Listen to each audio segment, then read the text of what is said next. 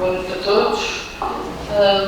Eu estou aqui não só em nome da Associação Social Cultural Espiritualista de Viseu, mas também em representação da Associação Médica Espírita de Portugal, como sua vice-presidente. Nós trouxemos este ano para um seminário que vamos ter em Viseu já no próximo domingo sobre fenomenologia orgânica e psíquica da mediunidade.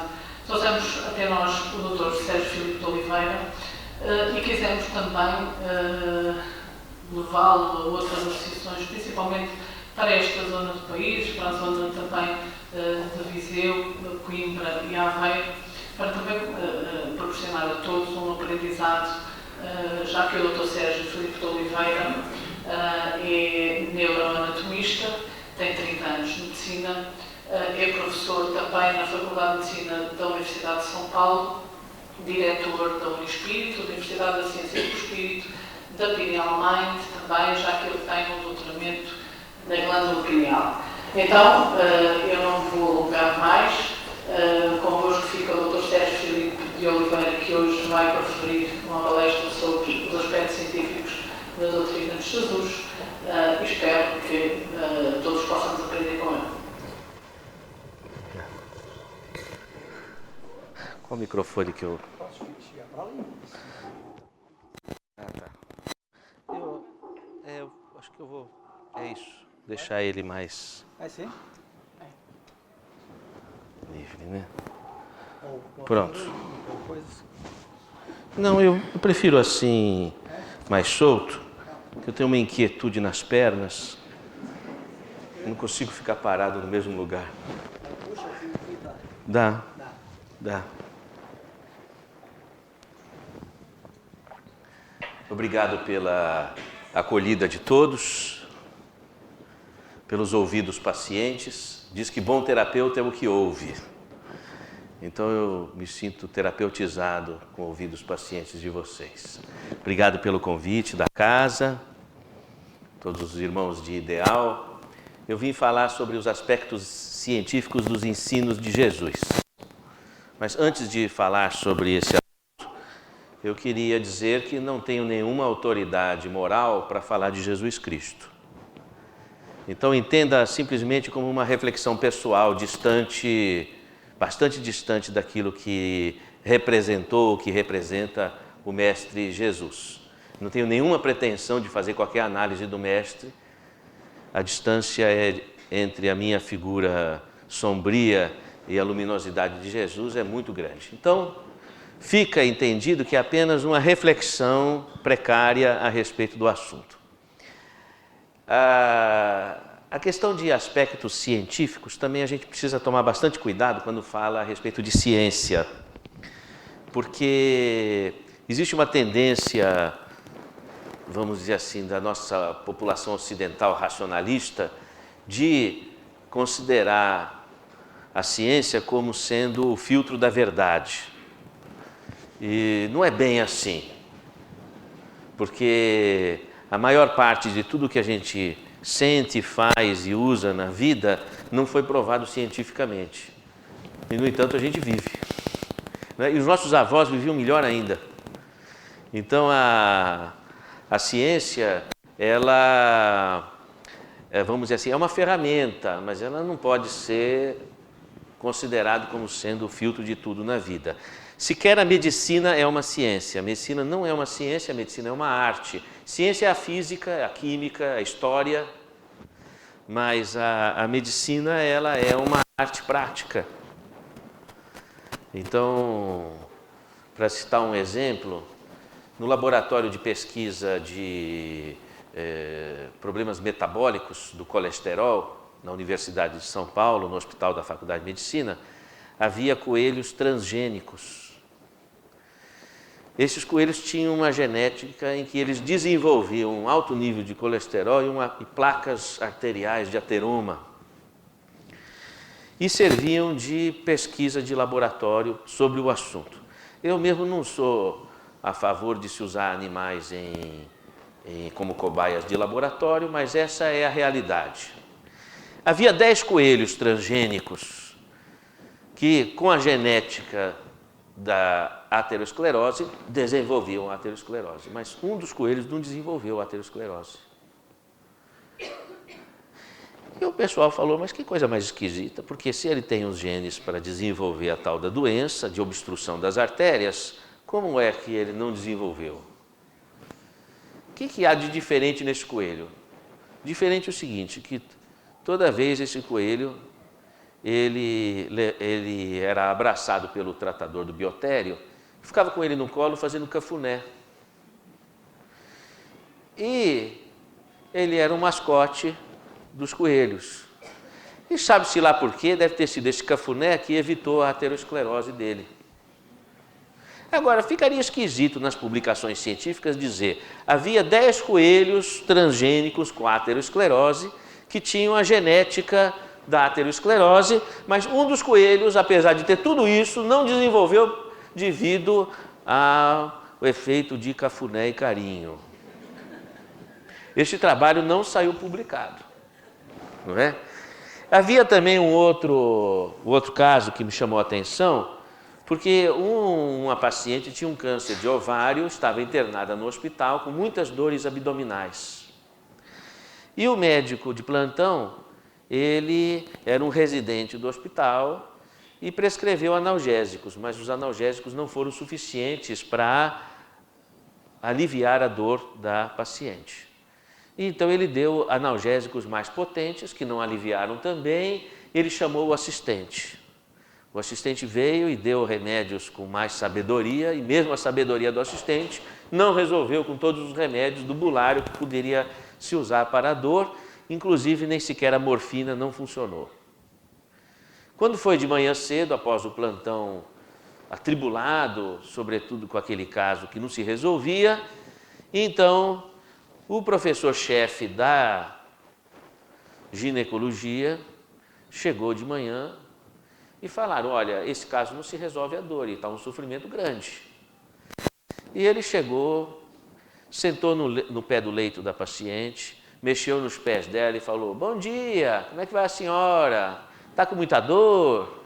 E brincando com ela e tudo, falou, vamos fazer o seguinte, vamos começar tudo de novo. Eu vou dar para a senhora uma medicação bem simples, vou dar um comprimidinho de dipirona, vou ficar aqui com a senhora, vendo se melhora. E melhorou. Aí como é que você vai publicar cientificamente um caso de dor por câncer de ovário, dor abdominal, que melhora com uma dipirona, uma sentada na cama assim no pé do leito e mexer no pé da paciente, dizer bom dia para ela e falar, vou ficar aqui com a senhora até melhorar a sua dor. Como é que vai se publicar um trabalho científico sobre esse tipo de posicionamento, não é? Que é absolutamente subjetivo, diz respeito à técnica, ou a técnica não, eu diria a capacidade humana do médico, isso não tem ciência para isso, não é publicado. Então, a medicina ela tem um contexto que é humano, que vai além da ciência. Ciência é muito bom para calcular o parafuso. Passou disso, a ciência começa a ficar problemática. Quando não existe tecnologia de encaixe de partes, de estruturas, a ciência já não consegue mais resolver o assunto. Principalmente com respeito às questões humanas. Quando a mulher hemorrágica, ela estava sangrando com uma metrorragia uterina, o útero sangrante, e ela vê passar Jesus com uma multidão e ela diz, esse Jesus, ele vai me curar. E ela se esforça para entrar no meio da multidão e consegue tocar as vestes de Jesus. Jesus sente que uma energia foi tirada de si, alguma energia saiu dele. E ele avista, era a mulher. Naquela hora, aquela mulher parou de sangrar. E ela disse: Senhor, tu me curastes. E Jesus disse: Não, não fui eu que te curei. Foi a tua fé que te curou. O que acontece? A estrutura emocional daquela paciente, ela encontrou um ponto de equilíbrio quando ela encontrou Jesus. Não pela figura em essência de Jesus, mas pelo que ele veio trazer, a mensagem que ele veio trazer. Dizia Immanuel Kant, o homem é o que ele faz. E o que Jesus fazia era expressar a solidariedade irrestrita, o amor. Jesus foi o primeiro homem no Ocidente, aliás, eu nem diria no Ocidente, porque ele habitava nessa encarnação entre o Oriente e o Ocidente, que era no Oriente Médio, não é?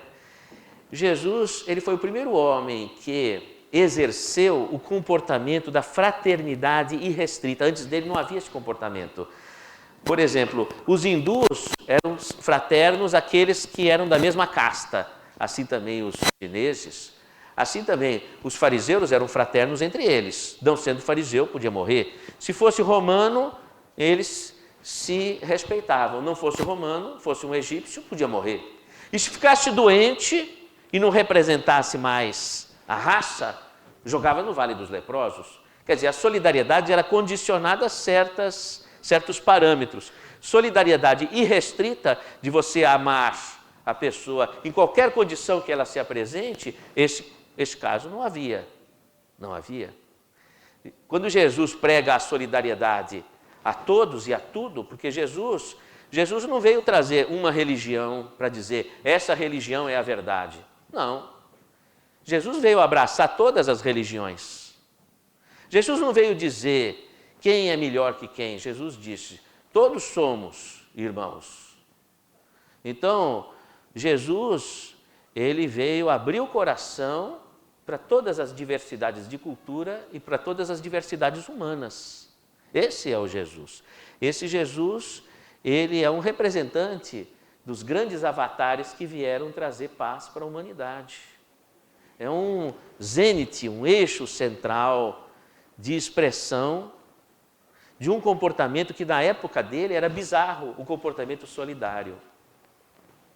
Então, quando Jesus veio com toda a pujança, com todo o magnetismo o magnetismo de Jesus ainda habita a atmosfera, a gente ainda respira o magnetismo na atmosfera do planeta, impregnado da aura do Cristo, tamanha a força magnética dele. Mas o que aconteceu foi que aquela mulher, ela se convenceu de que o que Jesus estava pregando, o comportamento dele era um comportamento verdadeiro. Ela teve um convencimento interior. Então o que aconteceu? Aconteceu o seguinte, as nossas células do nosso corpo, elas são estruturas que elas não estão em equilíbrio com a natureza. Para uma célula se estruturar, formando o ácido desoxirribonucleico, DNA, os genes, enrolados numa proteína.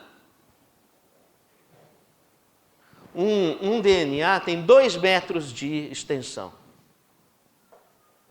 para caber no núcleo de uma célula. Uma célula é o seguinte, imagine um mosquito com uma sujeirinha no meio do dedinho. É menor do que isso. Deu para ver o tamanho? Então, cabe uma linha de 2 metros, que é o DNA, e ele está enrolado numa proteína. Como a linha está enrolada no carro ou no carretel, como que se chamam vocês? Retrós? Como é que vocês chamam? Carretel ou retrós ou carro? Carrinho de linha, não é? Então, o carrinho de linha É como se fosse um cromossomo, ele tem o DNA enrolado ali. Para um gene funcionar, a linha tem que sair do carretel, do carrinho. Tem que sair para ele funcionar. E aquele gene vai produzir uma proteína, insulina, hormônio de crescimento, imunoglobulina de defesa. Ele vai produzir alguma coisa. Agora, para uma célula se arranjar com esse DNA dentro do núcleo, que vai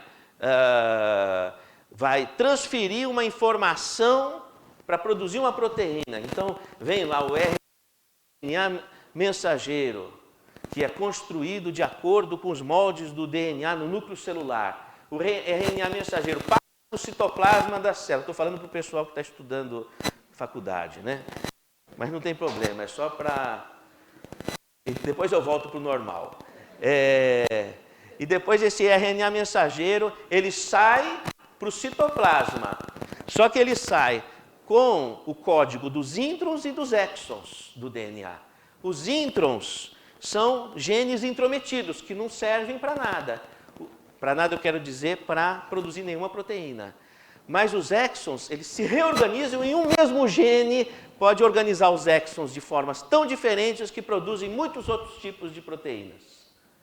Aí vem o RNA transportador fazer a tradução, trazendo o aminoácido, e com uma sucessão de enzimas, as polimerases, as helicases, as topoisomerases, para reordenar o processo de tradução genética, os aminoácidos se unem e formam uma proteína que vão ser compartimentalizados no retículo endoplasmático, vão ser compartimentalizados no complexo de Golgi, vão ser compartimentalizados nos lisossomos, digeridos nos lisossomos os produtos inúteis, as xantinas, os aminoácidos destrógeros, os uratos, ou vão para os peroxissomos, ou enfim, célula. Não é complicado? Achou complicado? Isso é só uma célula do seu corpo. Imagine quando elas se juntam. É uma complicação maior ainda. Entendeu? Para tudo isso estar junto, precisa de energia. Não surge ao acaso um juntamento dessas coisas todas. Para ter a ideia de como é pior ainda, os microRNAs vão regular a função gênica, como um formigueiro de microRNAs. Quem que coloca ordem nisso? Gente do céu, quem coloca ordem nisso? É necessário energia, mas é necessário uma coordenação. Se a célula ela não está em equilíbrio com o meio, porque o movimento de construção da célula é de entropia negativa, ela não está em equilíbrio com o meio. Isso significa que a célula não está em equilíbrio com o meio biológico. Que há algo que não é o meio biológico que coordena a célula. Que universo que coordena a célula? Isso eu estou falando de uma célula, mas ela se organiza em tantas outras, se coordenando num movimento para formar órgãos, para formar corpos, direcionando tudo isso para evoluir filogeneticamente na construção das espécies. E aí vem os seres unicelulares, como as amebas, depois os metazoários, os quinidários, os celenterados intramarinhos, os peixes, depois vem os anfíbios, os répteis, as aves, os mamíferos inferiores, os mamíferos superiores, o ânima nobile e o surgimento da inteligência. A célula não só precisa agregar toda essa química, como ela também precisa, agregando a química, dirigir a célula para a evolução e para a expressão da inteligência. Quem que dá ordem, coloca ordem nisso? Para uma fábrica de um carro é muito mais simples do que uma célula. Você precisa de gerente, diretor de departamento, precisa de um CEO para manter a ordem e a prosperidade da empresa. Imagine, quem coordena a célula? É um outro universo. Isso já está mais do que conhecido, já está mais do que sabido pela ciência. O que acontece é que os cientistas não têm tempo para pensar, porque eles têm que publicar trabalho científico nas revistas, e há uma cobrança de produtividade, não sobra tempo para pensar. Também o que acontece é que o maior orçamento da ciência está voltado para o fabrico de armas de guerra. Então, se a ciência está voltada para a morte, como é que vai descortinar a vida? Sabe, a gente não pode esquecer que o laboratório... O que é um laboratório? Vamos estudar a etimologia da palavra laboratório. Laboratório, labor, que quer dizer trabalho, e oratório, local onde se faz oração. Não é verdade? Então, por quê? Porque o cientista, ao investigar a natureza na sua intimidade, se aproxima do Criador. Então, o ato da investigação científica, ele é um ato sagrado de aproximação com Deus.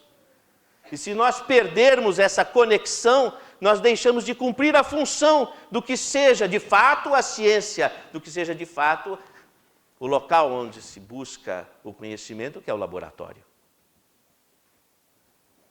Se o cientista está pensando, muito preocupado em publicar trabalho, para ele sair na frente e ganhar prêmio Nobel, se ele está muito preocupado nos orçamentos, e esses orçamentos dirigem a maior parte da ciência para fazer armas de guerra, como é que se vai descobrir a vida?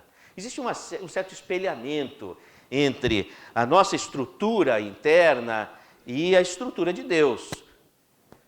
Fomos feitos à imagem e semelhança de Deus, e Deus é amor. Então, qual é a imagem espelhada de Deus e a humanidade? Cada ser humano tem uma essência em amor.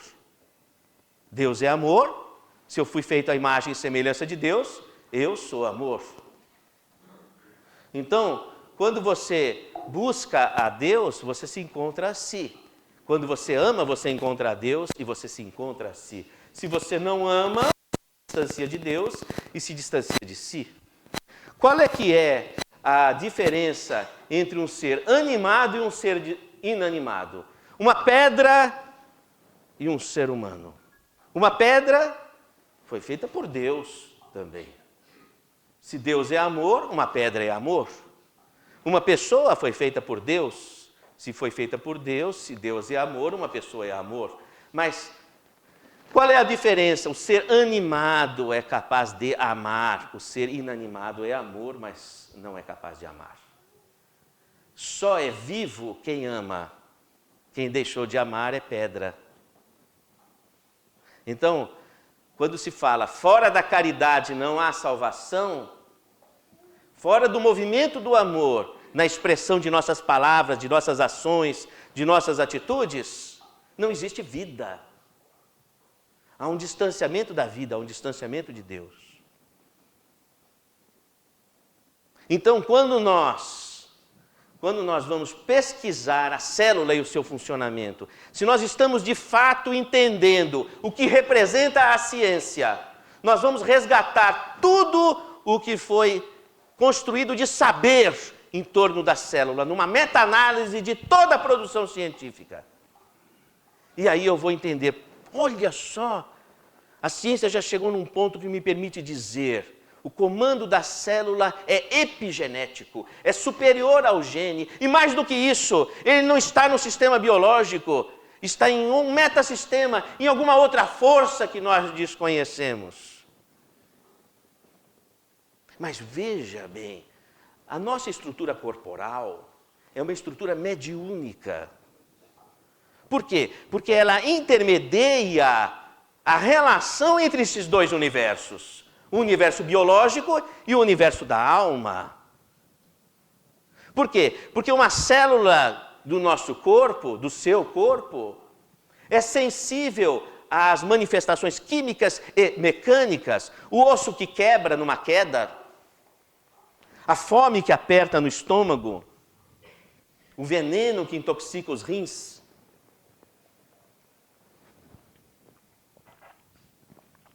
Mas o coração acelera quando a alma está apaixonada.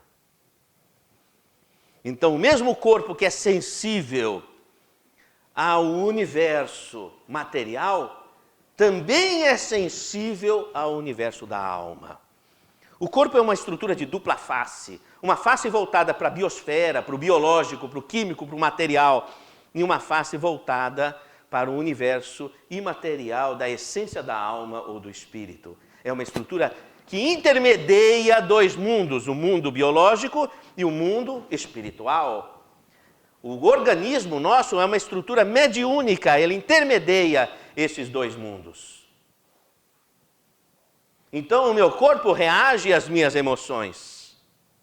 Ah, agora deu para entender. Aquela mulher tocou as vestes de Jesus, convicta de que encontrei o meu caminho. Ele fala algo que tem sintonia com a minha existência, com a minha vida. Ele traz coerência, porque a coerência de Jesus estava toda centrada em cima da bondade de Deus. Veja bem, aquela senhora, uma outra, essa que eu vou contar, tinha um filho muito querido e amado. Mas esse menino, ele era um menino que já de criança demonstrava uma índole desarticulada. Logo na adolescência já se envolveu com drogas e já se envolveu com crimes. Ele não tinha ética, não era um envolvimento que teve com drogas porque estava perdido na vida, não sabia o que queria, ou estava angustiado e foi buscar algo por um caminho errado. Não, ele foi buscar o mau caminho, propositadamente, porque as quedas do coração são sempre degraus para nós subirmos, mas as quedas da inteligência são um poço sem fundo, porque são opções racionais. Ele optou pela maldade. Ele foi preso jovem, cometeu crimes, rebelde, morreu morto num entrelace com a polícia. Morreu de morte morrida, como se fala no Brasil. Aliás, fala-se morte matada. A morte morrida é a morte natural. E esse rapaz foi para o inferno. Foi para o inferno, ele não era boa pessoa. E a mãezinha dele levou vida digna, se resignando, confiando em Deus. Continuou a vida dela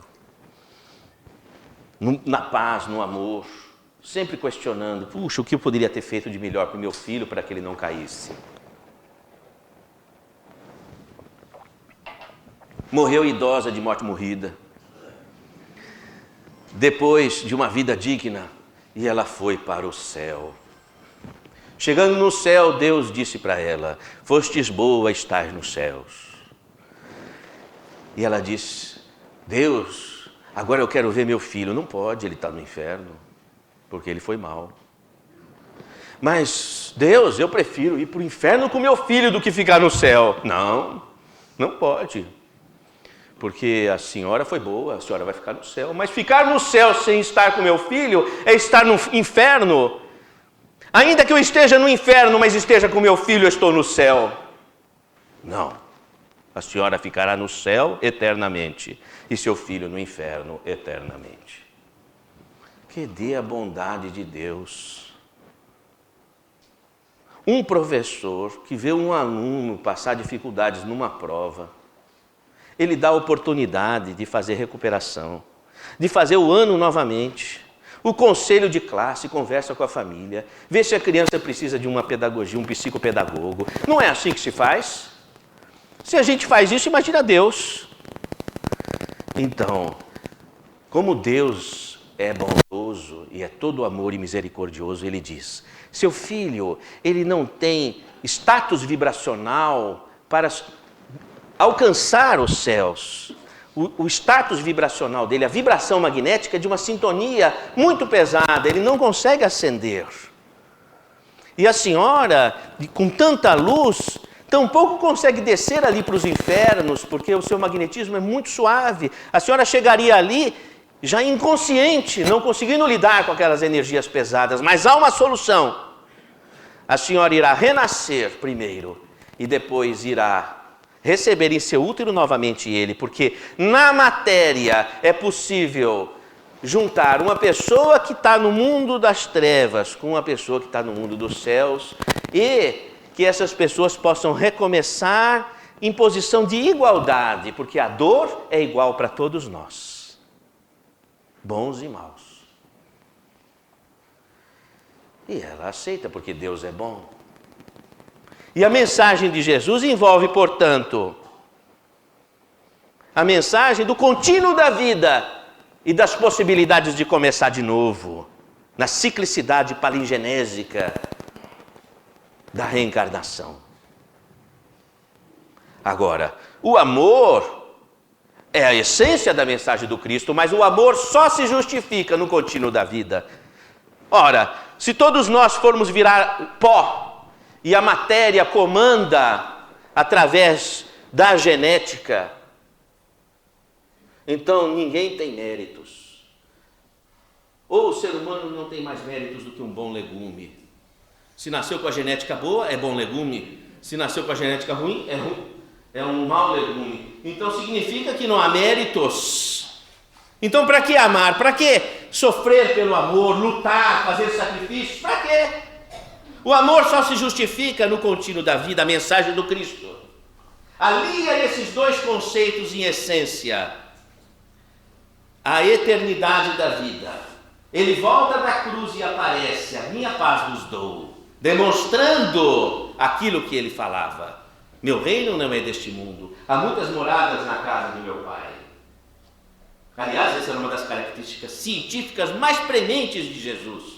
Ele falava e colocava à prova. O que ele dizia, ele provava, in factum. Se ele disse que meu reino não é desse mundo, há muitas moradas na casa do meu Pai, ele volta depois da cruz e aparece, em espírito. Ele aparece para o apóstolo Paulo, em espírito, demonstrando sensorialmente o que ele havia falado. E mais ainda, um cientista jamais pode guardar um conhecimento para si. O conhecimento que ele gera no laboratório é um conhecimento público que deve ser transmitido, passado. Imaginou um cientista descobre a cura do câncer e ele guarda para ele, dizendo só eu tenho a cura do câncer. É proibido, a ciência deve ser aberta. Vós sois deuses, podeis fazer tudo o que eu faço e muito mais. Não foi isso que Cristo disse? Ele não disse só eu tenho poder e vocês não. Não, ele disse vós sois deuses, podeis fazer tudo o que eu faço e muito mais. O conhecimento do Cristo era um conhecimento aberto, disponível. Cristo demonstrou que a natureza está disponível para nós utilizarmos as suas forças. E aquela mulher que sangrava no útero, ela acredita a Jesus a verdade. Houve um encontro de almas. E ela suga aquela energia de Jesus por sintonia. E o equilíbrio que ela adquire existencial, mais do que o equilíbrio emocional, faz com que o cérebro, na sua região límbica, que abriga, que arquiva as informações emocionais, ativassem na hipófise, que é uma glândula que fica perto do céu da boca, abaixo da epífise ou pineal. E a hipófise, ela apresenta uma região chamada adenohipófise, que produz um hormônio ocitocina, que reage às emoções e faz o útero se contrair. E o útero parou de sangrar. Por uma pulsão de ocitocina que veio no momento de equilíbrio de emoção forte e positiva, o seu útero contraiu. Ela parou de sangrar. E Jesus explica, foi a tua fé que te curou. Jesus devolveu o poder para aquela mulher. Você tem o poder sobre você. Por quê? Porque a nossa mente comanda as nossas células físicas. Porque as nossas células físicas são sensíveis à nossa mente e às nossas emoções. Porque aquilo que a gente constrói em nossa mente sedimenta em nossas células. Quando a medicina constrói um aparelho de ressonância nuclear magnética funcional, a medicina faz uma grande descoberta. O ato de pensar, o ato de imaginar, provoca alteração microcirculatória no cérebro, com aumento de consumo de glicose e oxigênio na área que você está usando. Então, uma pessoa, por exemplo, para a gente entender, que ela... fofoca em português é a mesma que fofoca em brasileiro? Pronto. Então, uma pessoa muito afeita à fofoca vai ter a área da fofoca no cérebro com grande irrigação sanguínea, com grande acúmulo de oxigênio e neurotransmissores. Quase chega a criar músculos. E quanto mais se envolve na fofoca, mais o cérebro ativa a área da fofoca e ela fica mais poderosa. Chega a ter língua bífida.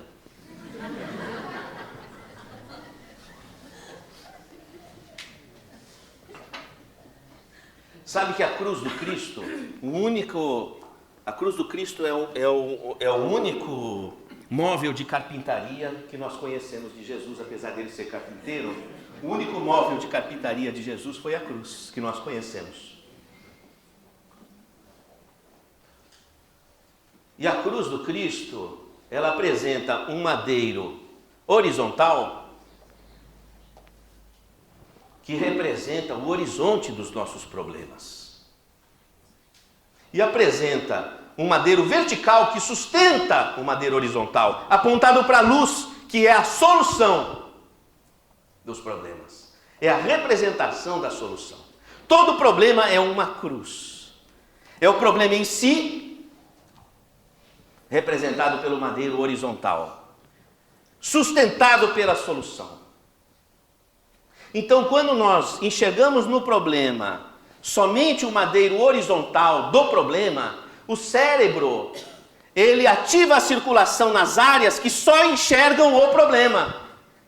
E se aquele problema que a pessoa enxerga, ela vive reclamando, lamentando, ó vida, ó azar, a área do cérebro da negatividade cria músculo, fica poderosa.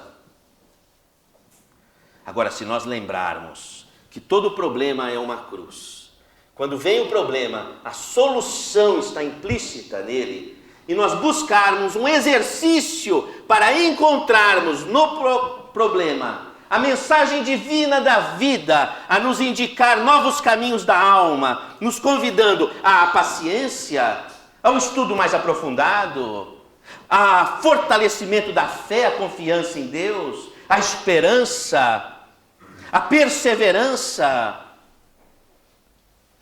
a solidariedade, o amor, a simplicidade, a humildade, quaisquer valores que possam representar, diante do problema, um convite à rearticulação de nossas posições, ao aprimoramento da alma. Um problema não vem para te derrubar, um problema vem para fortalecer as fibras de tua alma, para te fazer enxergar caminhos, novas soluções.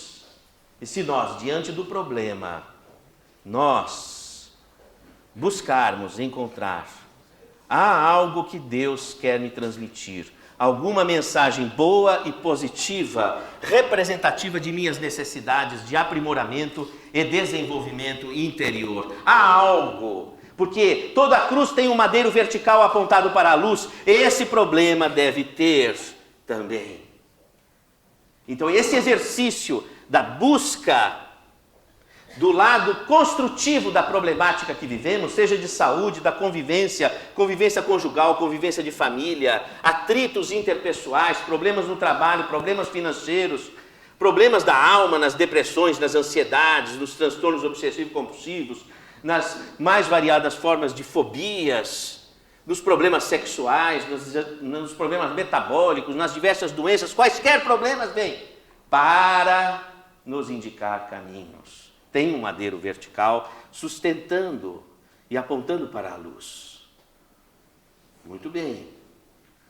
O meu cérebro vai se fortalecer. O seu cérebro vai se fortalecer nas áreas que te permitem cada vez mais enxergar a luz onde havia sombra.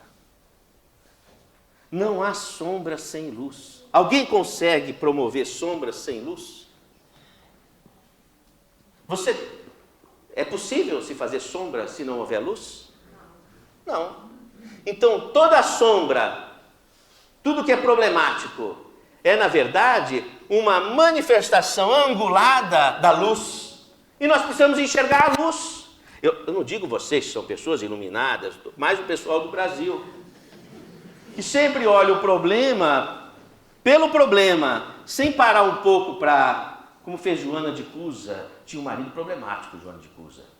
Cusa era prefeito de Antipas. Ele era problemático, porque como prefeito de Antipas, ele se articulava com os fariseus e com os romanos numa corruptela. E ela via Jesus falar de amor, de solidariedade, e ele não estava nem um pouco solidário, ele queria enriquecer às custas de corrupção, corrupção é uma coisa que acontecia na época de Jesus Cristo. Então, depois vocês procuram no dicionário o que é corrupção. Então, o que acontece? E também ele era durão em casa, ele não era carinhoso, maltratava o filho, maltratava a esposa. Naquela época os maridos eram durões, ruim mesmo, era uma coisa difícil. Então, ela foi até a casa de Pedro ver se encontrava Jesus para aconselhar ela, não sabia mais o que fazer. Muito bem. Jesus disse para ela, na hora da crise, silencia, para que você possa se inspirar e erga o pensamento a Deus para uma inspiração, para que você possa receber uma luz, e aí você vai saber dizer o verbo doce ou enérgico, conforme a situação. Porque normalmente nós reagimos frente às crises. E na verdade nós temos que elevar o pensamento a Deus, serenizar, para nos inspirarmos, para podermos agir estrategicamente para a construção da solução. Estou sendo claro na questão? Então Jesus ensina Joana a se ligar a Deus. Por isso que o primeiro mandamento é amar a Deus sobre todas as coisas. Por quê? Porque frente a quaisquer dificuldades, se nós vamos enfrentar de forma direta, muitas vezes nós não temos capacidade. Então o relacionamento não se estrutura, o amor fica complicado, a vida doméstica, o trabalho, os atritos, as situações difíceis. Por isso que a maior psicografia de todos os tempos, pelo médium psicógrafo Moisés, a tábula da lei, vai dizer: amar a Deus sobre todas as coisas. Por quê? Porque frente a qualquer problemática, coloque Deus entre você e o problema. E aí fica fácil, porque Deus é grande. E sua sintonia com Deus faz você ficar grande. Como é que a gente coloca Deus entre nós e o problema? É estruturando o sentimento do amor. Esse negócio é meio complicado. Uma vez eu recebi um paciente no consultório, um adolescente comprido, alto. Ele sentou na cadeira do consultório e deslizou assim. Sabe quando o adolescente senta, que a mãe fala assim, senta direito? Ele sentou daquele jeito. Eu falei, meu amigo, o que te traz aqui? Qual é o seu problema? Não tem problema nenhum. Não, se não tem problema nenhum, então o que você veio fazer aqui? A consulta é cara.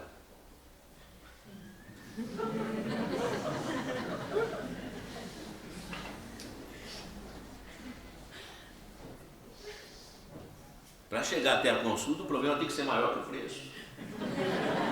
Por isso que eu só atendo caso grave.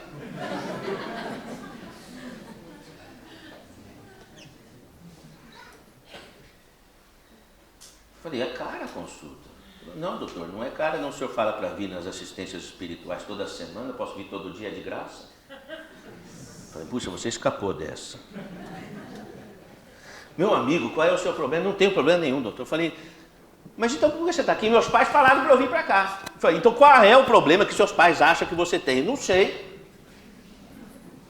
Não tenho problema nenhum. Eu falei, vou falar com seus pais. Estavam na recepção. Fui lá, o que acontece com o menino?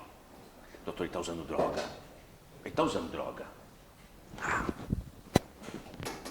Rapaz, você está usando droga? Não estou coisa nenhuma. Estou usando droga, não. Seus pais falaram que estavam. Mentira deles. Estão inventando moda. Puxa vida, e agora? Como é que eu começo essa consulta? Vamos apagar? Vamos começar de novo? Vamos fazer o seguinte? Eu estou aqui para te ajudar. Vamos nos entrosar, não é? Vamos ver assim. O que você... Vamos conversar outra coisa. O que você vai ser quando você crescer? Quer dizer, quando você ficar mais adulto? Né? Eu vou ser nada. Nada? Nada. Puxa, que cara chato. Meu Deus do céu. Vamos lá. Rapaz, nada como seus pais um dia não vão estar aqui e você vai precisar de fazer alguma coisa. Pensa alguma coisa. Olhou para o teto, olhou e tal. Falou assim, eu vou ser polícia.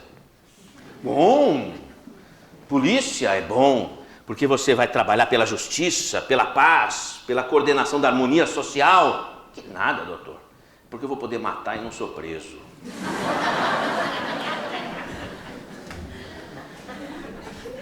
Meu Deus do céu.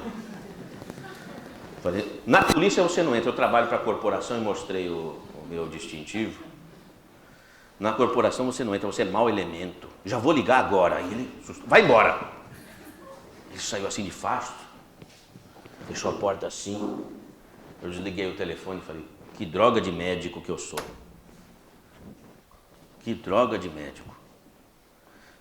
Que eu fiz com esse paciente? Aí rezei. Na hora da dúvida, reza. A dúvida existe para você rezar. Sempre que você... Porque se a gente tivesse certeza, nós seríamos Deus. E quando a gente quer ser Deus, a gente fica ansioso. A calma é quando a gente quer estar com Deus. E a ansiedade vem quando a gente quer ser Deus. É melhor querer estar com Deus. A gente faz o possível, deixa para Deus o impossível. Na hora da dúvida, reza. Rezei e ouvi uma voz me dizendo uma coisa, dentro da minha cabeça. Você só vai compreender uma pessoa se você amar esta pessoa. Aí eu olhei assim, não vi ninguém. Falei, nossa, será que eu estou precisando de remédios também? Mas vamos lá. Como é que eu vou amar este estrupício?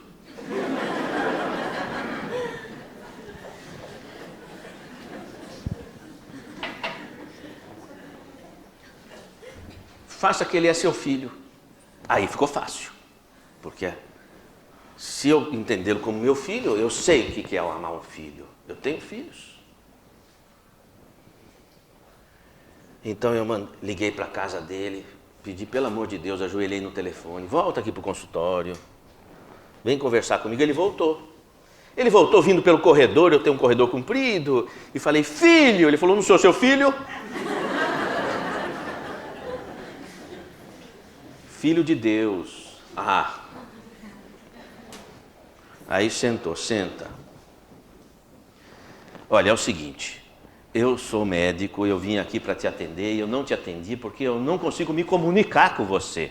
A gente não se entrosa, não se comunica. Isso já faz alguns anos atrás. Ele falou assim para mim, o senhor não tem Orkut? Orkut? Se o senhor não tem Orkut, como é que o senhor vai se comunicar comigo?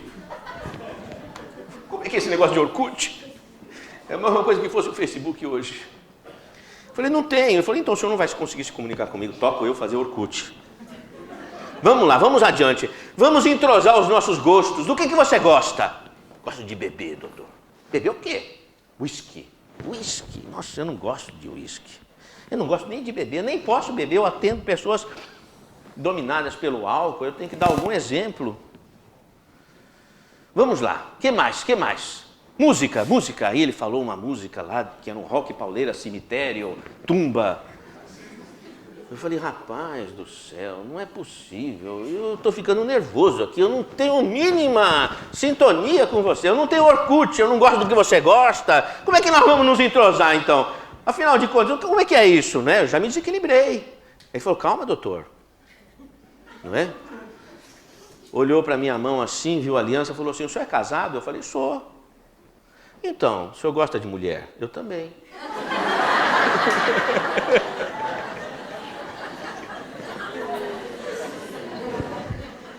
legal! Então nós começamos uma conversa sobre os relacionamentos e tal. Eu fui descobrir que esse rapaz, ele era disléxico. Uma em cada 10 crianças é disléxica. Não aqui em Portugal, mas para o resto do mundo. Uma em cada criança é disléxica.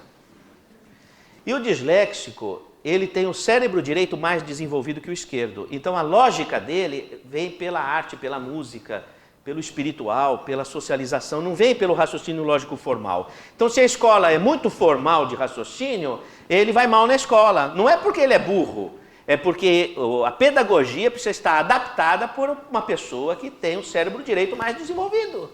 Então é outra pedagogia.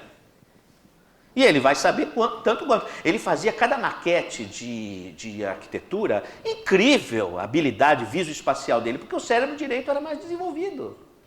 Mas ele não conseguia fazer o caderno de casa. E o pai dele chamava ele de vagabundo. E aí ele se desentendia com o pai. E ele se sentia um lixo. E aí ele ia com o lixo mesmo. Com as drogas e com tudo.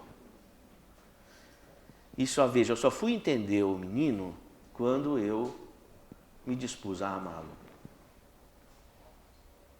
A gente só vai entender uma pessoa se a gente amar a pessoa. Nunca a gente vai entender alguém se a gente não tiver amor por ela. Tudo começa por amar, sem questionar. Como é a pessoa ou não, ela é.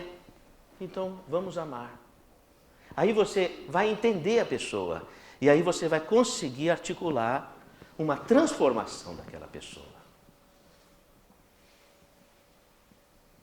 Então, quando a mulher hemorrágica, ela entende essa essência, ela obtém domínio sobre as células. Agora, esse é um processo de construção. A nossa mente, ela funciona mediante a nossa vontade. É a boa vontade que constrói a nossa força mental, a coesão mental. É a boa vontade. Então, o que ocorre? É como construir um edifício. Como é que se constrói um edifício? Primeiro, um buraco. No buraco onde a gente cai, é ali que a gente se levanta. Depois vem o bate-estaca, para fincar a fundação. É toda a problemática que a gente passa no buraco que a gente caiu. E aí vem o primeiro piso, depois é o quê? Tijolo por tijolo, 2, 3 anos seguidos, tijolo por tijolo. Como é que nós vamos construir um bom relacionamento conjugal?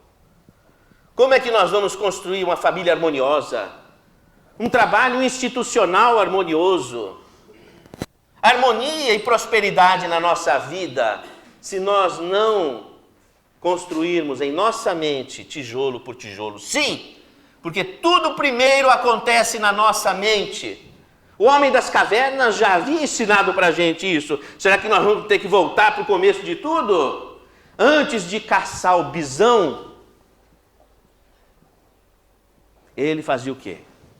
O que fazia o homem das cavernas antes de caçar o bisão? São todos ouvidos.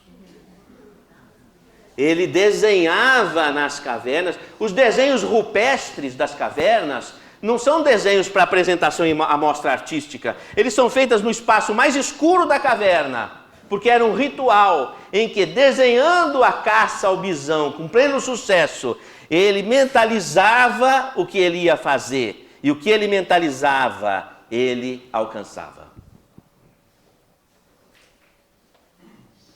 Emmanuel, em Religião dos Espíritos, psicografia de Chico Xavier, num capítulo chamado Na Hora da Crise, ele diz o seguinte: na hora da crise, silencia, recolha-se ao imo de sua alma, e você enxergará um divisor de águas, o passado e o futuro, o que foi e o vir a ser, o ódio e o amor, a mágoa e o perdão. Fixe a sua mente no vir a ser, no futuro, no devir, no amor, no perdão.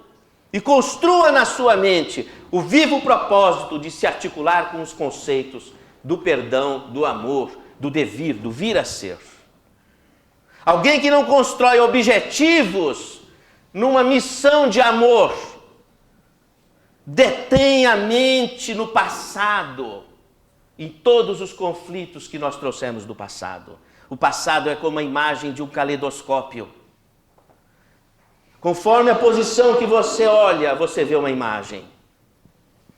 E na posição em que você projeta a sua mente no propósito de transformar a mágoa em perdão, no propósito de transformar o ódio em amor, de apontar para o futuro de suas realizações no bem. Então, a sua mente se projetando para o futuro, se desliga do passado. E tudo que foi, já foi.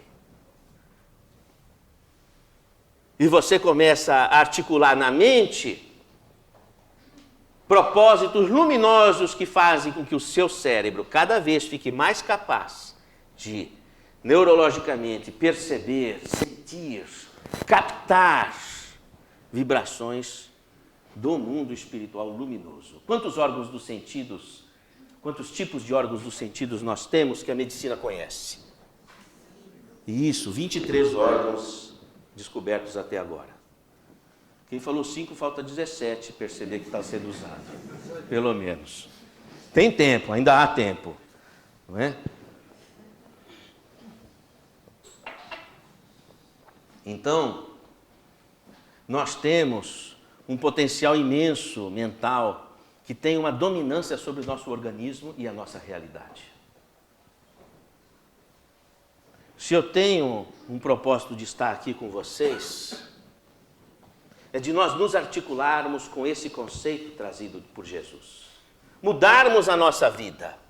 Passarmos a entender que a força da mente é que articula a nossa realidade. E reservarmos um momento de recolhimento para pensarmos nossas atitudes e transformarmos ela sempre e sempre em atitudes de amor.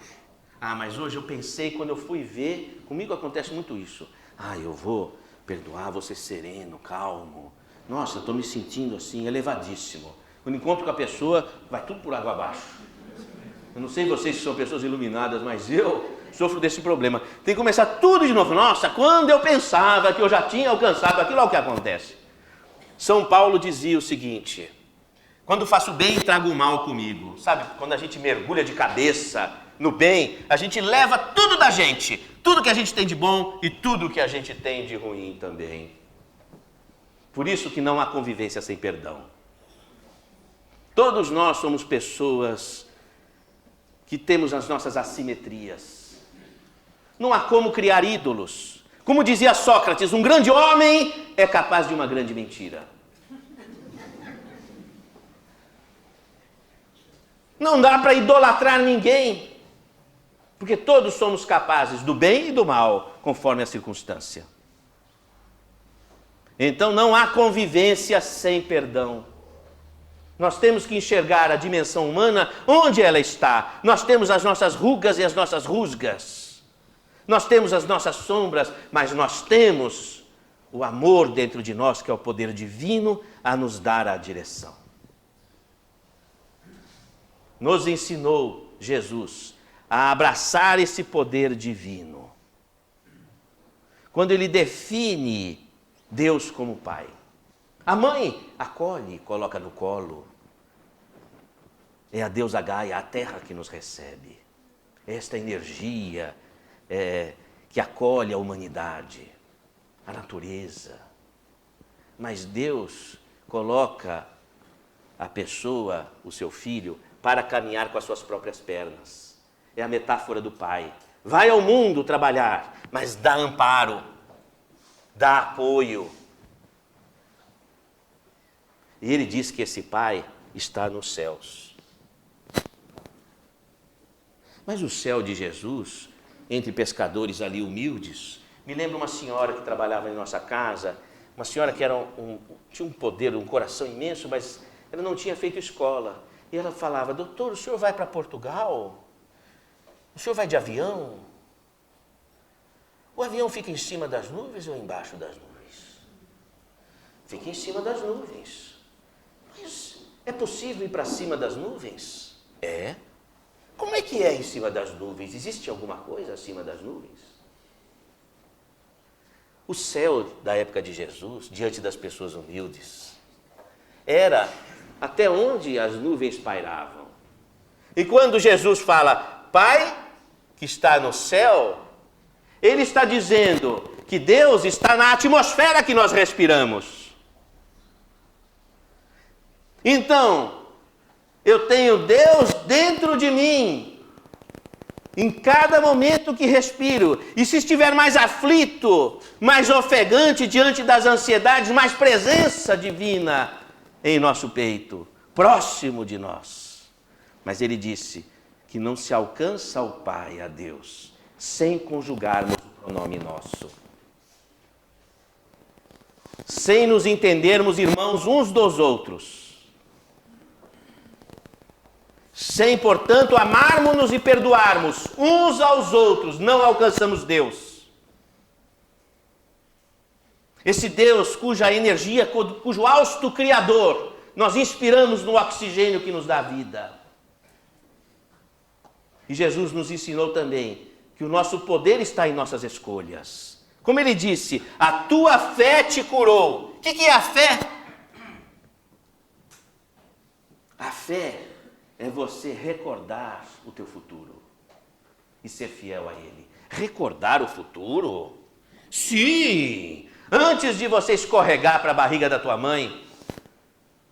Aliás, sabe que todos nós somos seres adotados. Ou fomos adotados antes da concepção ou depois. Porque antes da concepção foi feito. Você quer receber aquela pessoa e tal? Não sei não. Não, mas vai ser bom para você e tal. Então adota. Aí a concepção, aí ele vem. E outros são adotados depois da concepção, mas todos somos adotados. Bem, enfim, mas nós viemos com uma promessa de nossa missão.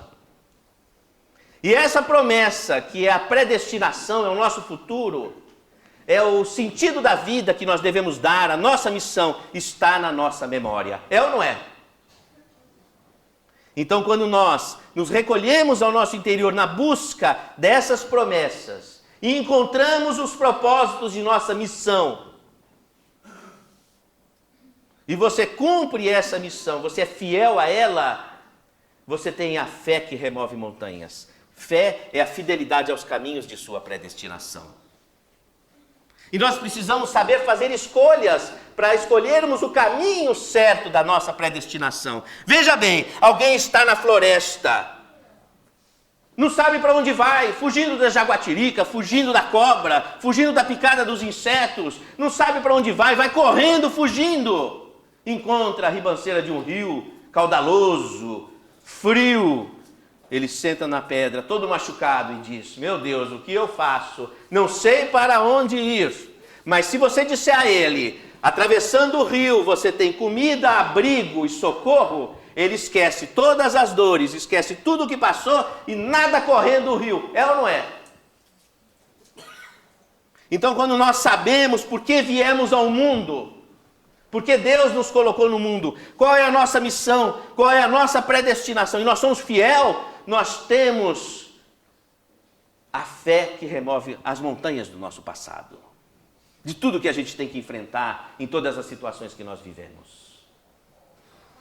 Então, a fé envolve saber fazer escolhas. Evoluir é saber escolher, porque escolher é abdicar. Você escolheu aquela pessoa, abdicou das outras. Escolheu aquele trabalho, abdicou dos outros. É difícil escolher, indica evolução, ainda mais acertar o caminho, o ponto certo. Fernando Pessoa já dizia, nasci sem saber falar, vou morrer sem ter sabido o que dizer. Pareço uma abelha num campo sem flores. Não. Nós temos as flores do caminho a nos indicar o nosso destino. Nós precisamos encontrar esse destino, escolher. E Jesus nos ensina a fazer esse decreto de escolha, porque eu não quero mais a depressão, eu não quero mais a ansiedade, eu não quero a fobia, eu não quero mais as mágoas, Eu não quero mais os problemas advindos das minhas desordens, dos meus vícios. Eu não quero mais. Eu quero que o teu reino venha ao meu mundo.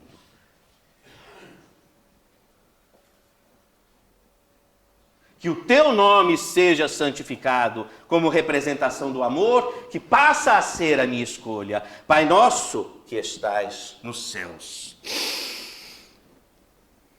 E Deus está próximo de mim. E eu disse, nosso, nos enxergamos como irmãos. Iluminado seja o teu nome.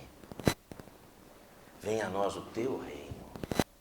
Mas, Senhor, tantas coisas pelas quais eu estou passando, pelas más escolhas que fiz, os caminhos errados que tomei e todas as consequências que sofro por isso. Agora eu quero acertar. A minha escolha é o teu caminho, Senhor. Seja feita a tua vontade, aqui na terra como nos céus, porque todas as leis que regem o universo, no nosso planeta, na nossa casa, nas estrelas dos universos, todas as leis que regem são a mesma lei do amor. O teu caminho eu escolho, Senhor, seja feita a tua vontade, e eu decreto em minha vida que é a tua vontade de harmonia e de amor, que me coordena com o fluxo luminoso da vida. Essa é a vontade que eu quero, essa é a minha escolha, essa é a minha posição, e eu te peço, Senhor, me dá o pão que alimenta meu corpo, o remédio que cura, que alivia a dor, que mata a minha fome, que me sustenta no dia a dia, mas me dá também o pão da alma, Senhor, me fazendo enxergar nas pessoas difíceis, nos momentos difíceis, nas diversas situações que me angustiam,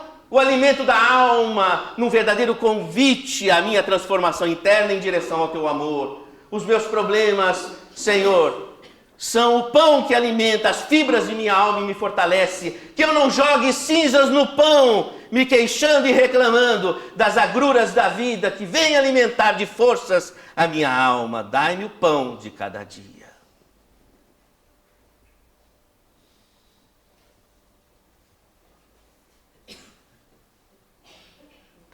Senhor, assim, com esta energia desse pão, eu vou caminhar no caminho da verdade e da vida, mas eu sinto, Senhor, que a minha consciência pesa por tudo que fiz e não deveria ter feito, ou por tudo que deveria ter feito e não fiz. Senhor, permita-me recomeçar como tudo na natureza recomeça.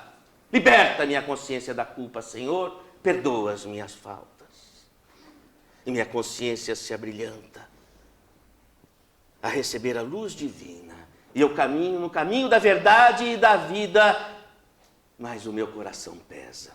São as más águas que habitam o meu coração. Senhor,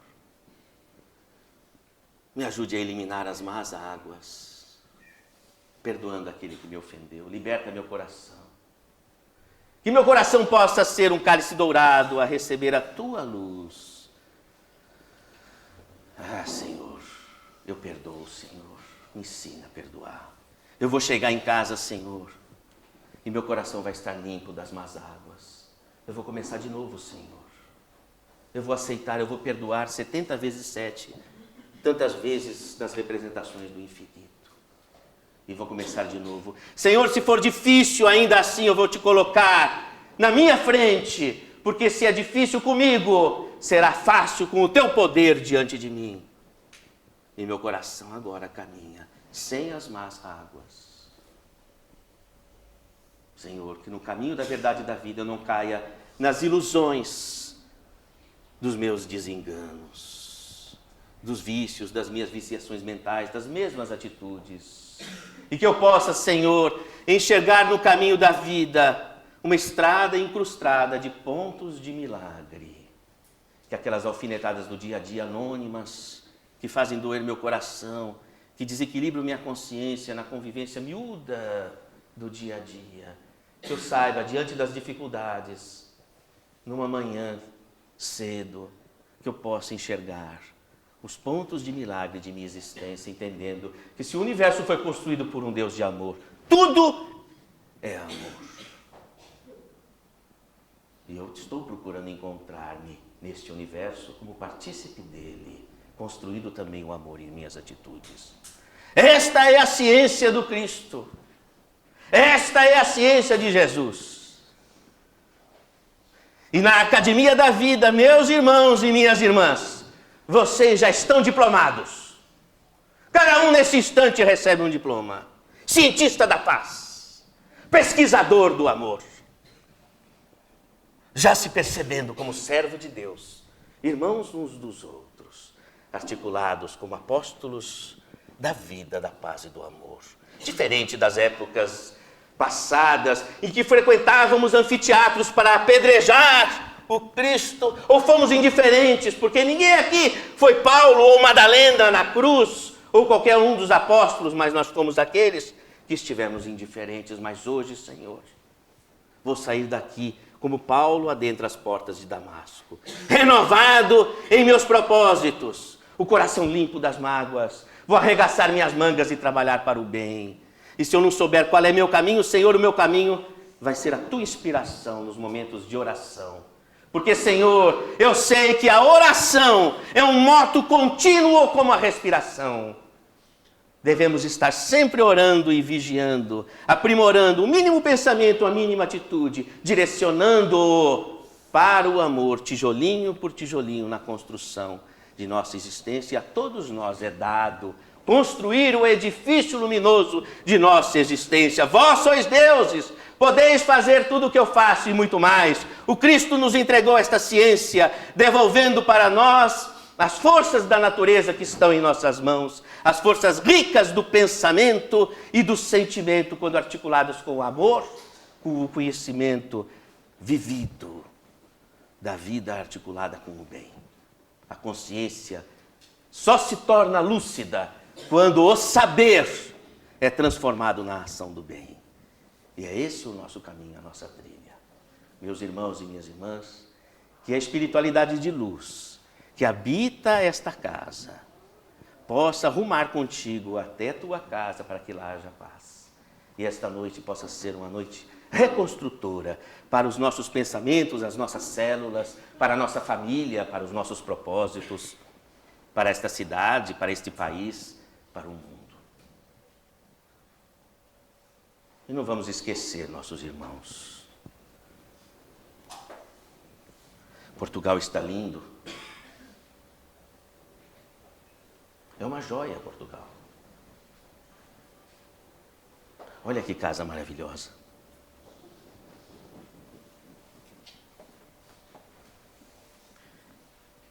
Você acha, meu irmão, que Portugal tem a sua história simplesmente para ficar apagado no passado? Deus é econômico.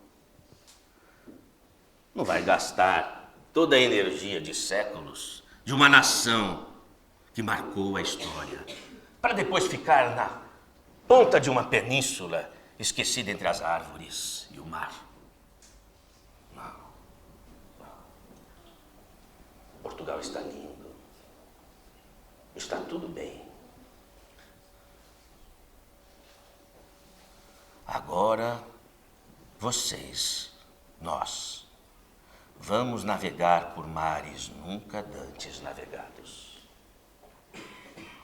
As caravelas que vamos construir não são mais as caravelas que vão enfrentar o mar das tormentas, o gigante Adamastor. Não! O gigante Adamastor é outro. Porque o mundo hoje sofre da mente e dos sentimentos. Os mares não são mais os mares da água salgada, das marés que chegam até a nossa costa. São os mares das lágrimas, daqueles que estão sofrendo. Um suicídio a cada 45 segundos no mundo. É o mar escorrendo pelos olhos. São esses os mares que nós precisamos agora buscar. E se não há mais a antiga escola de Sagres, é porque ela agora habita outros sítios. Maiormente, os sítios que vocês frequentam. Cadê o heroísmo de Portugal? Nós temos que construir as caravelas do saber.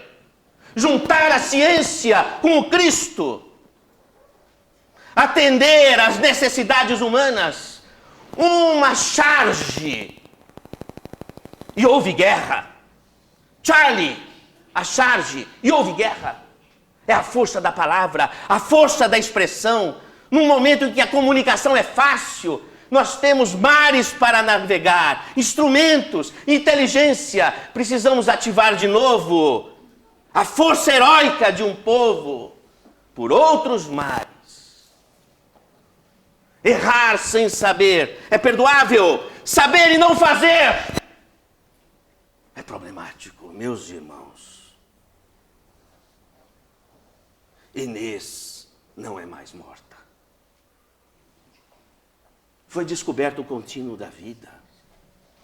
O que nós vamos fazer? Nos articularmos, os jovens, os adultos, os universitários, as donas de casa. Vamos movimentar a inteligência, unir o saber para a modernidade e buscarmos com estas ferramentas do Cristo aliadas à ciência do Espírito a solução para os mares que escorrem nas lágrimas de tantos quantos sofrem.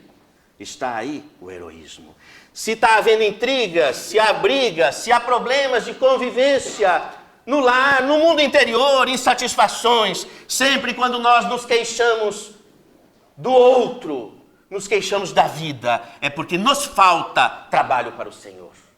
E trabalho com amor, porque o trabalho sem amor é só articulação mecânica, sem possibilidades de realização. A escola de Sagres existe. E ela vem inspirar aqueles que têm ouvidos de ouvir. Saiba que estaremos com você, ajudando no seu aprimoramento íntimo, nas grandes vitórias dos seus pequenos problemas. Para que você, meu irmão, possa vencer os obstáculos pessoais em prol de uma causa maior. Tenha certeza, estaremos com você, se você souber, diante dos problemas que te afligem, entrar em sintonia com a esfera luminosa que te ampara, meu irmão e minha irmã. Você vai articular dentro de você uma força e vai saber, porque vai receber a inspiração do que fazer. O saber do Cristo, ele é vivo na sua ação e na sua atitude. E nós estamos com você, meu irmão e minha irmã. Deus te abençoe. Deus abençoe o mundo pela paz. E que esta nação possa encontrar a sua destinação verdadeira na paz do Cristo. Que assim seja.